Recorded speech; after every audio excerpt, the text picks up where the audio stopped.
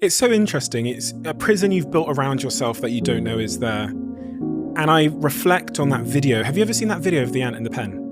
No. They get an ant on a piece of paper, plain A4 piece of paper. And the guy on YouTube, it's like got millions of views on YouTube, just with a biro, draws a circle around the ant. And the ant runs to the edge of the circle and believes it's trapped. And it will not cross that line. It will not cross that line.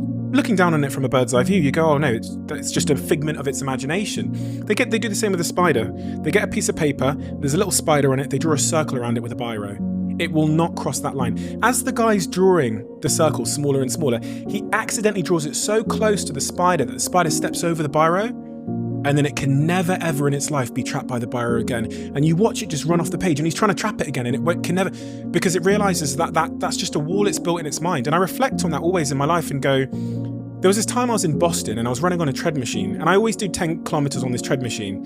And when I do 10 kilometers, I get this physiological signal that I'm tired, like my muscles break down. I landed in Boston, I've got a talk later that day. The tread machine doesn't have the kilometer dial on it, so I can't see how fast I'm running. So I think, okay, I'll do it the other way around. I'll wait for the signal in my body telling me I'm tired, and then I'll get off.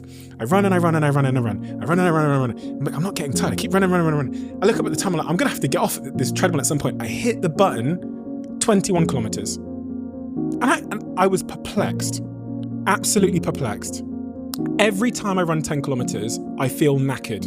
I ran 22 when I couldn't see the thing, and it was just a limiting belief, a wall I'd built, and I'd told myself that that was my limit. And we have drawn circles around ourselves, and those circles are determining how far we push, how far we aim, the things we decide to do, but they are just figments of our imagination. On that point about the limitations we both have that we probably don't realize are there, the best place to always search, I think, is in the labels we've given ourselves. Like, what do you label yourself as when you introduce yourself? Podcaster. Yeah.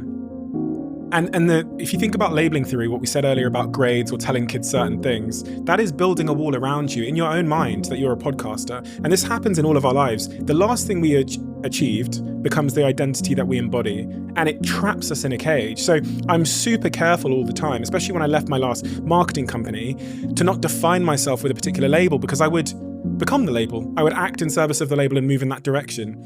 You are not a podcaster. In fact, like, podcasting wasn't even a thing when you were born, so how can that be who you are? You are someone that is curious, and this is what I mean by like resisting the labels. You are curious, you like intellectual conversations, you like self-improvement and forward motion. And if those are your labels, think about all the things you can apply that to.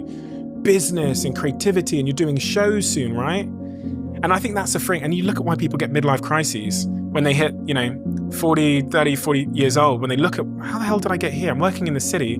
Well, you embodied a label and lived that label for 15 years. And it wasn't even something you particularly enjoyed. You were just good at it. That resisting of labels, I think, is so important for long-term happiness. So part of the reason why I went and worked in psychedelics, part of the reason why I did the musical, learned to DJ, wrote the books, because I don't see myself as anything. I don't see myself as social media marketing CEO. Social media didn't exist when I was born. There must be something more fundamental to who I am.